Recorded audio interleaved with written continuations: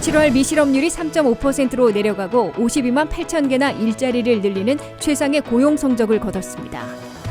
전기자동차 구입 시 세제 혜택을 제공하는 법안이 확정됨에 따라 누가 어떤 전기차를 구입해야 혜택을 받을지 관심이 쏠리고 있습니다. 더 나은 미국 재건 법안을 대폭 축소한 인플레이션 감축 법안이 민주당 독자 가결에 초읽기에 돌입했습니다. 달러화와 국제 수익률이 약세로 돌아서자 국제 금 가격이 상승하고 있습니다. 먹는 코로나 치료제 팍스로비드의 처방이 급증해 7월 한 달 100만 건을 넘어섰습니다. 여러분 안녕하십니까? 워싱턴 뉴스 투데이입니다. 미국의 7월 실업률이 완전 고용 수준인 3.5%로 내려가고 52만 8천 개나 일자리를 늘리는 최상의 고용 성적을 거뒀습니다. 7월의 깜짝 고용 지표로 불경기 우려를 불식시키고는 있으나 물가를 잡기 위한 기준금리 인상은 9월에도 3연속 0.75%포인트나 올리게 될 것으로 예상되고 있습니다. 한면택 기자가 보도합니다. 미국이 깜짝 놀랄 만한 7월 고용 성적을 기록해 고용 둔화는 물론 불경기 우려를 날려버리고 있습니다.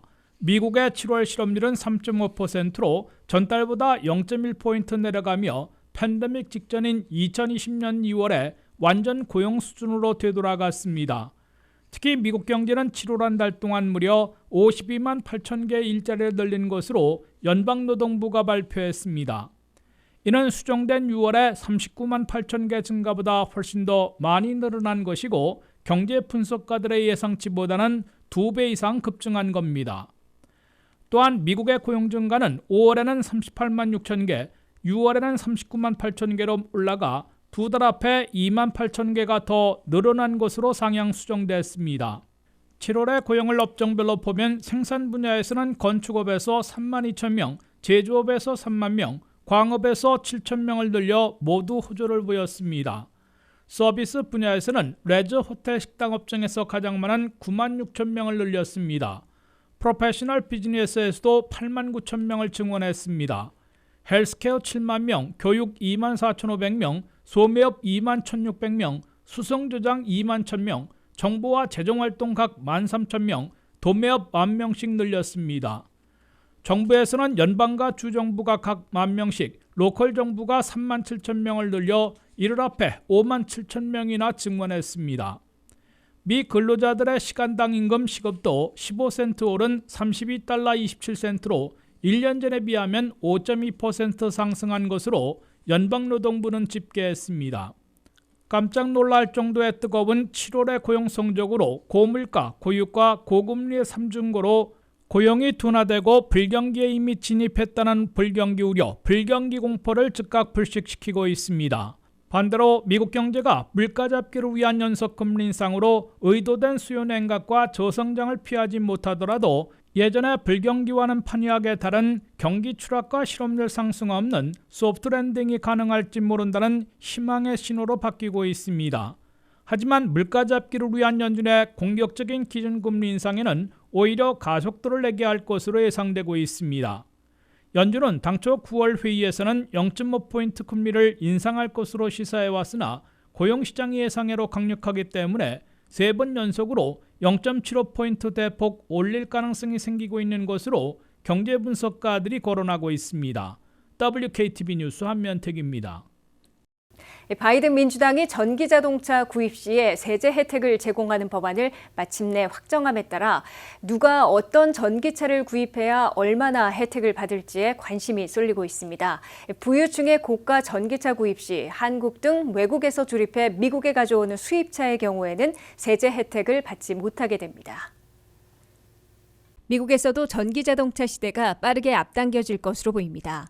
바이든 민주당이 더 나은 미국 재건 법안을 사실상 무산시킨 지 반년 이상 지나 대폭 축소한 인플레이션 리덕션 법안으로 바꿔 이번 주말과 다음 주 안에 연방 상원에서 최종 가결할 채비를 하고 있습니다. 바이든 민주당의 인플레이션 리덕션 액트 안에는 에너지 전환과 기후변화 대처 방안이 포함돼 있고 에너지 전환의 일환으로 전기차 구입 시 텍스 리베이트를 제공하는 내용이 들어 있습니다. 이에 따르면 전기차를 새로 사게 되면 한 대당 7,500달러의 텍스 리베이트를 받게 돼 자동차 딜러에서 그만큼 싸게 사게 됩니다. 전기차를 중고차로 사게 될 때에는 한 대당 4,000달러의 리베이트를 받아 할인받게 됩니다. 그러나 전기차 세제 혜택을 받을 수 있는 소득계층에서 부유층은 제외됩니다. 새 차로 전기차를 사는 경우 연 과세소득이 개인 15만 달러, 부부 30만 달러 이하여야 대당 7,500달러씩 리베이트를 받게 됩니다. 중고차로 전기차를 사는 경우 연 과세소득이 개인 7만 5천 달러, 부부 15만 달러 이하여야 대당 4천 달러의 세제 혜택을 받게 됩니다.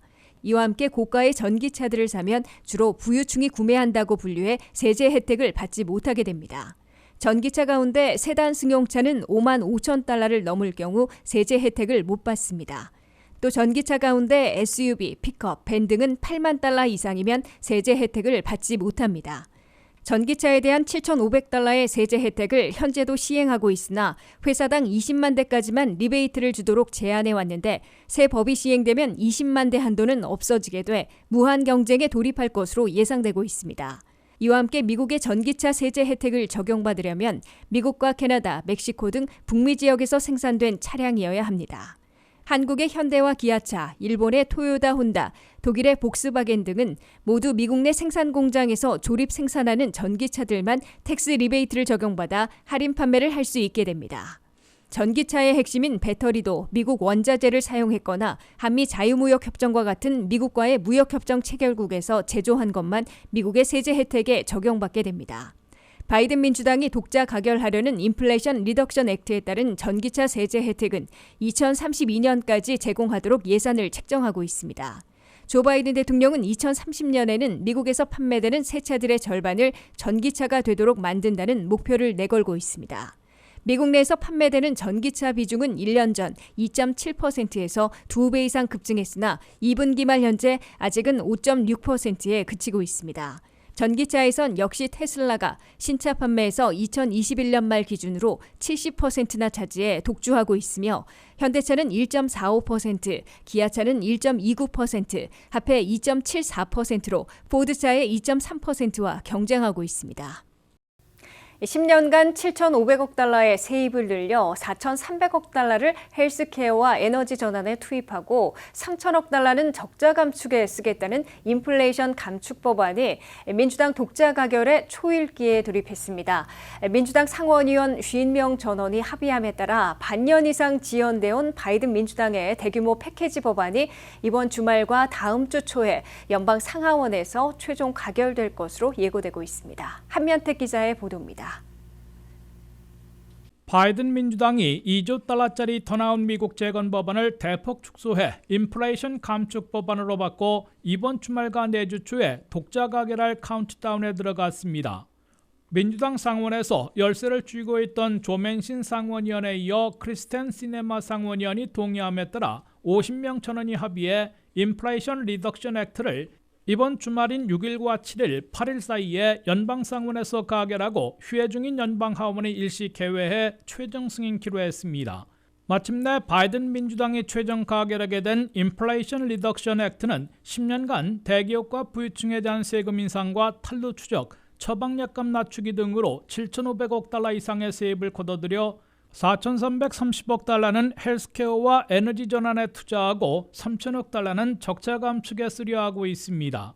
첫째, 640억 달러를 투입해 1,300만 명이 이용하고 있는 ACA 오바마 케어의 정부 보조를 2023년 1월부터 3년간 연장하게 됩니다. 이 정부 보조가 연장되지 않았다면 새해 1월 1일부터 ACA 건강보험의 월 프리미엄 보험료가 58%나 급등해 수백만 명이 정부 건강보험 가입을 포기하는 사태를 초래했을 것으로 우려돼 왔습니다. 둘째, 6,500만 노년층과 장애인이 이용하는 메디케어 처방약값 낮추기가 시행돼 상당한 의료비 절감 혜택을 제공하게 됩니다. 우선 메디케어 처방약값의 본인 부담금이 연간 2,000달러의 한도가 설정돼 이를 넘으면 내지 않아도 됩니다. 이를 통해 메디케어 이용자 86만 명이 1년에 900달러는 의료비를 절약하게 될 것으로 나타났습니다. 또한 내년부터 메디케어 당국과 제약사들이 처음으로 협상을 벌여 2024년부터는 10종, 2029년부터는 20종에 대한 처방약값을 최소 25%는 할인받게 됩니다. 셋째, 전기차를 사면 새 차는 7,500달러, 중고차는 4,000달러의 텍스 리베이트를 받게 돼 그만큼 싸게 구입할 수 있게 됩니다. 다만 연 과세소득이 새 차의 경우 개인 15만 달러, 부부 30만 달러 이하만 7,500달러씩 리베이트를 받게 되고 중고차는 개인 7만 5천 달러, 부부 15만 달러 이하만 4천 달러를 혜택받게 됩니다. 넷째, 세금 인상하는 대폭 축소돼 연매출 10억 달러 이상인 150여 개 대기업들만 15%의 최저법인세를 부과받게 돼 10년간 3,130억 달러를 더 거둬들일 방침입니다. 또한 펀드와 투자 매니저, 부동산 투자업자들의 이자세 감세 혜택을 막판에 그대로 유지해주는 대신에 대기업들의 자사주 매입인 바이백에 1%의 세금을 물리게 됩니다. 두 가지 방안을 조정함으로써 세입은 오히려 1,000억 달러 이상 더 늘릴 수 있을 것으로 계산되고 있습니다. WKTV 뉴스 안면택입니다. 달러화와 국제 수익률이 약세로 돌아서자 상대적으로 안전자산으로 여겨지는 금으로 관심이 쏠리면서 국제 금값이 온수당 1,800달러를 넘어섰습니다. 미국의 고용지표가 흔들리고 있는 데다 낸시 펠로시 미 하원 의장의 대만 방문이 영향을 준 것으로 풀이됩니다. 김윤미 기자의 보도입니다. 대만을 둘러싼 미중 갈등이 고조되는 상황 속에 안전자산에 대한 수요가 증가하면서 국제 금 가격이 상승하고 있습니다. 뉴욕 상품거래소에 따르면 5일 기준 금 선물 가격은 온수당 1,080달러에 거래되며 6월 말 이후 약 한 달 만에 가장 높은 수준으로 치솟았습니다. 전달 20일 저점 대비 약 6.4% 상승한 것으로 한 달여 만에 1,800달러 선을 돌파한 것입니다. 이 같은 현상은 국채 수익률과 달러화 약세가 금 가격을 끌어올린 것으로 해석되고 있습니다. 같은 날 달러화와 국채 수익률이 약세로 돌아서자 상대적으로 안전자산인 금으로 관심이 몰리면서 매수세를 이어갔는데 이는 잉글랜드 은행의 경기 침체 예고가 나오면서 채권 매수가 늘자 채권 수익률과 달러화가 하락한 요인으로 풀이됩니다. 미국은 그동안 경기 침체에 진입하지 않았다는 근거로 강력한 고용시장 관련 지표들이 제시됐지만 최근 새로 신청된 신규 실업 수당 청구 건수가 늘어나는 등 고용시장을 다소 불안하게 흔드는 고용 지표들이 나오면서 경기 침체에 대한 우려 때문에 금값이 상승한 것으로 해석되고 있습니다. 달러화와 채권 수익률 하락은 금 가격에 결정적 요인을 제공하는데 일상적으로 달러화로 거래되는 금의 체감 가격과 금 보유를 하는 데 드는 기회비용이 낮아지기 때문입니다. 거기에 낸시 펠로시 미 하원 의장의 대만 방문으로 중국이 군사 위협 수위를 높이고 있는 현재 상황도 금 가격 상승에 일조한 것으로 보여지고 있습니다. 미국과 중국 사이에 긴장이 고조되는 현 시점에 경제 및 지정학적 위험에 대한 해지 수단으로 금이 안전자산 피난처로 간주되면서 금의 지지도가 높아진 점도 금값 상승의 요인으로 작용하고 있습니다. 통상 금과 함께 전통적인 안전자산으로 손꼽히던 달러의 경우 중앙은행의 통제권이 있는 법정 화폐인데 반해 금은 어떠한 통제권도 갖지 않는 자연에서 채굴되고 제한적 공급이 이루어진다는 점에서 금의 가치와 희소성이 높아져 금의 위력이 강해지고 있는 것으로 보여집니다. 시장조사업체의 전문가들은 안전자산 선호 수요가 금 가격을 끌어올리고 있다고 해석하며 경기 침체를 인정하고 있는 중앙은행의 입장 등을 금 가격 상승의 주요 원인으로 지목하고 있습니다. WKTV 뉴스 김유미입니다. 코로나에 감염됐을 때 증상이 심하거나 악화되는 것을 방지하기 위해 먹는 코로나 치료제를 처방받을 수 있는데요. 먹는 치료제 팍스로이드 처방 건수가 지난 7월 한 달간 크게 늘어 100만 건을 넘어섰습니다. 이는 코로나19 먹는 치료제가 나온 이래 역대 최대치를 기록한 겁니다. 자세한 내용 김지수 기자입니다. 먹는 코로나 치료제 팩스로비드의 처방 건수가 급증하고 있습니다. 바로 지난달인 7월. 미국에서 코로나19 먹는 치료제 팩스로비드 처방이 처음으로 100만 건을 넘은 것으로 집계됐습니다. 팩스로비드의 처방률이 이토록 급증한 건 코로나19 감염자가 대폭 늘고 또 그중에서도 증상이 심하거나 위중증으로 넘어가는 것을 막기 위해 약을 복용해야 하는 비율이 많다는 뜻입니다. 미 전역에서 코로나19 환자를 대상으로 이루어진 팩스로비드 처방이 7월 한 달 만으로 총 126만 건에 달한 건데 이는 6월보다 37%나 증가했고 앞서 1월에서 5월 누적 처방 건수보다도 많은 수치입니다. 화이자가 개발한 팩스로비드는 알약 형태의 항바이러스제로 중증으로 악화할 위험이 큰 12세 이상 코로나19 감염자가 복용할 수 있는 약입니다. 화이자는 임상실험을 통해 팩스로비드의 위중증 예방 효과가 89%에 달했다고 발표한 바 있습니다. 그러나 최근 복용 초기에는 증상이 호전되다 이후에 증상이 재발하는 이른바 팩스로비드 리바운드 현상이 나타나고 있어 논란이 되고 있습니다. 조 바이든 미국 대통령도 코로나에 감염돼 팩스로비드를 복용했는데 이후 검사에서 음성 판정을 받고 활동을 재개했다가 3일 뒤 다시 받은 검사에서 양성 판정을 받고 재격리에 들어갔습니다. 무증상 경증임에도 팩스로비드 복용 후 코로나19가 다시 재발됐기 때문에 일각에서는 중증 환자들에게 이 같은 일이 일어날 경우 최악의 상황이 올 수 있다는 우려도 쏟아져 나왔습니다.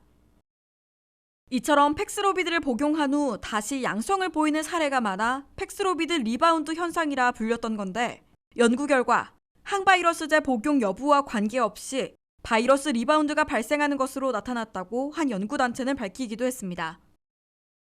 미국의 건강 관련 매체 헬스라인닷컴에 따르면 미국 질병통제예방센터는 2021년 12월에서 2022년 5월까지 캘리포니아에서 팩스로비드를 처방받은 사람들 5,200명을 조사했더니 약을 다 복용한 후 5일에서 15일 사이에 1% 미만의 사람들이 심각한 재발을 겪었습니다.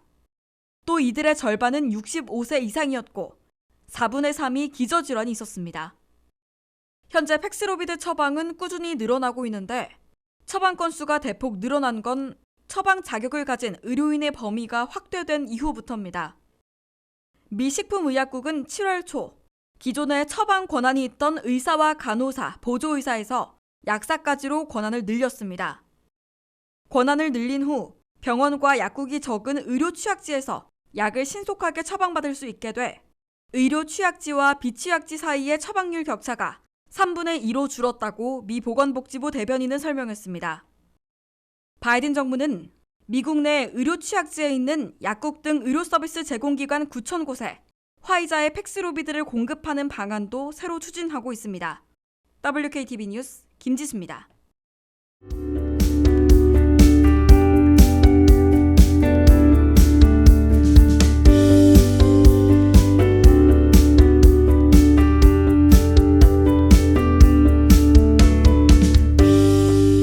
이상으로 워싱턴 뉴스투데이를 마치겠습니다. 시청해주신 여러분 고맙습니다.